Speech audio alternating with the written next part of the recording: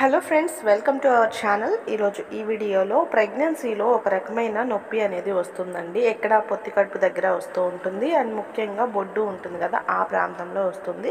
And pelvic లైన్లో బాగా నొప్పి అనేది వస్తుంది. ఇది చాలామందికి ఫస్ట్ ట్రైమిస్టర్ కంటే సెకండ్ ట్రైమిస్టర్ నుంచి మొదలవుతుంది. ఏదైతే 4, 5, 6 అలానే 7, 8, 9 థర్డ్ ట్రైమిస్టర్ అప్పుడైతే మొదలవుతూ ఉంటుంది. సో ఈ నొప్పి అనేది ఎందుకు వస్తుంది, సో ఎలాంటి జాగ్రత్తలు తీసుకోవాలి అంటే నార్మల్గా పెయిన్ కిల్లర్స్ అలాంటివి యూజ్ చేయకూడదు ప్రెగ్నెన్సీలో. ఆ విషయం మీకు తెలుసు అనే నేను అనుకుంటున్నాను.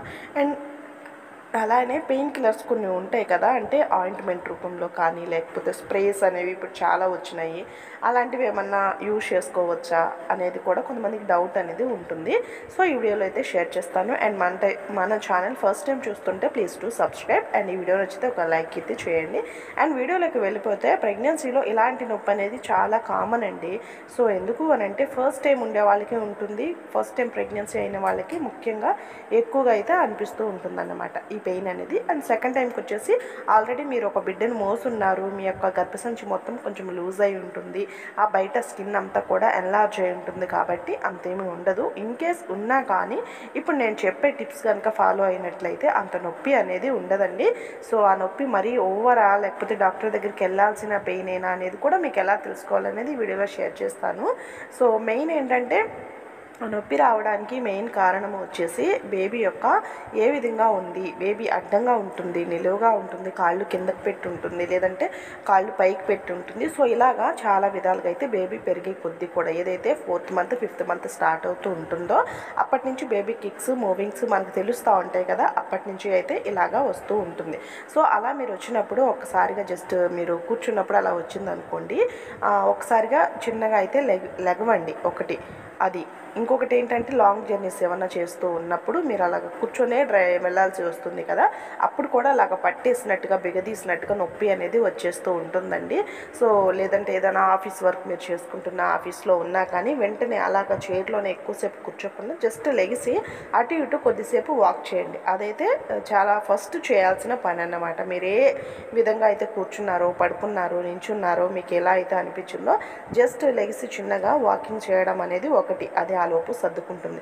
అండ్ ఇంకొకటి వచ్చేసి వాటర్ కానీ, గోరువెచ్చని వాటర్ కానీ, మజ్జిగ కానీ, కోకోనట్ వాటర్ కానీ, ఇలా ఏది ఉంటే అది వెంటనే కొద్దిగా అయితే తీసుకోండి. మీకు వెంటనే కొంచెం రిజల్ట్స్ అయితే కనిపిస్తూ ఉంటుంది. బేబీ సైడ్కి మూవ్ అవుతుంది. ఎక్కడైతే బేబీ మరీ ఎక్కువగా పట్టినట్టుగా ఉందో అక్కడ అనేది కొంచెం లూజ్ అవుతుంది. అండ్ ఇంకొకటి వచ్చేసి ప్రతిరోజు కూడా స్నానం చేసేటప్పుడు, అంటే సాయంత్రం ముఖ్యంగా డే టైంలో మార్నింగ్ కంటే కూడా సాయంత్రం స్నానం చేసేటప్పుడు గోరువెచ్చటి వాటర్ కొద్దిగా ఒక 2-3 చుక్కలు తీసేసుకొని అందులో ఒక 2-3 డ్రాప్స్ కోకోనట్ ఆయిల్ కావచ్చు, ఆలివ్ ఆయిల్ కావచ్చు, మీ దగ్గర ఏ ఆయిల్ ఉంటే ఆయిల్ వేసేసుకొని బాగా మిక్స్ చేయండి. ఒక తెల్లటి ఫోమ్ లాగా వస్తుంది. దాన్ని బొడ్డుకి పొట్టకి మొత్తం కూడా బాగా అప్లై చేసుకొని మసాజ్ అని చేయండి. అంటే మరి ఓవర్గా అవ్వద్దు, జస్ట్ లైట్గా అద్దినట్టుగా జస్ట్ అలాగా సాబీగా అలా రుద్దుతూ ఉంటే మీ హ్యాండ్ అనేది యాంటీ క్లాక్ వైజ్ కానీ క్లాక్ వైజ్ కానీ పెట్టి రుద్దుతూ ఉన్నట్లయితే చాలా వరకు అక్కడ ఉన్న నరాలు అనేవి కొంచెం తగ్గుతుందండి. పెయిన్ అనేది, ఆ నరాలు అనేది కొంచెం లూజ్ అవుతూ కొంచెం రిలాక్సేషన్ అనేది మీకు అనిపిస్తుంది. అలాగే గోరువెచ్చని వాటర్తో అయితే స్నానం చేస్తూ ఉండండి. మరి హాట్ ఉండద్దు, అలా అని చల్లగా ఉండద్దు, గోరువెచ్చని వాటర్తో స్నానం చేస్తూ ఉండాలి. అండ్ ఎవ్రీడే మీరు ఇలా చేస్తున్నట్లయితే మీకు ఇబ్బంది అనేది తగ్గుతూ ఉంటుందండి. ఎందుకంటే బేబీ పెరిగిపోతుంది, గర్భసంచి కూడా చిన్న చిన్నగా పెరుగుతూ ఉంటుంది కదా, సో ఇలాంటి ప్రాబ్లం అనేది వస్తూనే ఉంటుంది. సో మీకు ఇలాగ పెయిన్తోనే కాకుండా మరి పెయిన్ వచ్చేస్తుంది, అలాగే కొంచెం లైట్గా స్పాటింగ్ అనిపిస్తుంది, లేదంటే కలిసినప్పుడు కానీ దాంపత్యంలో ఉన్నప్పుడు ఇలాగా మరి ఎక్కువగా ఓవర్గా పెయిన్ వస్తూ ఉంది అంటే మీరు డెఫినెట్గా మీ డాక్టర్ దగ్గరికి వెళ్ళినప్పుడు ఖచ్చితంగా ఈ విషయాన్ని అయితే చెప్పాలి. చాలామంది ఏంటంటే డాక్టర్ దగ్గర చెప్పాల్సిన విషయాలు చెప్పరు. సో ఏమన్నా అనుకుంటారేమో, చెప్పొచ్చా లేదా, సరే ఇప్పుడు లేదు కదా అనేసి ఆ పెయిన్ అనేది కొంతమంది చెప్పరన్నమాట. సో అలా ఉండకూడదు. ఏ విషయంలో అయినా ఉండొచ్చేమో కానీ ప్రెగ్నెన్సీ విషయంలో అలా కాదండి. ప్రతి విషయం మనకు ప్రతిరోజు ఏ విధంగా ఉంది ఏంటి అనేది మనము డాక్టర్కి ఖచ్చితంగా చెప్పాలి. అదేమన్నా కొంచెం కాంప్లికేట్ అయిపోయినట్లయితే, కొంచెం ఏదైనా ప్రాబ్లమాటిక్ అయినా, వాళ్ళకి ఏదైనా డౌట్ వచ్చినా కానీ మనకి ఏమైనా స్కానింగ్స్ కానీ కొన్ని రకాల టెస్ట్లు కానీ రాస్తారనమాట. దాని ద్వారా మనకే బెనిఫిట్, మన బేబీ మంచిగా ఉంటే మనకే కదా హ్యాపీ. సో అదన్నమాట. ఈ విషయాన్ని కంపల్సరీగా గుర్తుపెట్టుకోండి. మీరు కూర్చున్న పొజిషన్ని చేంజ్ చేస్తూ ఉండండి.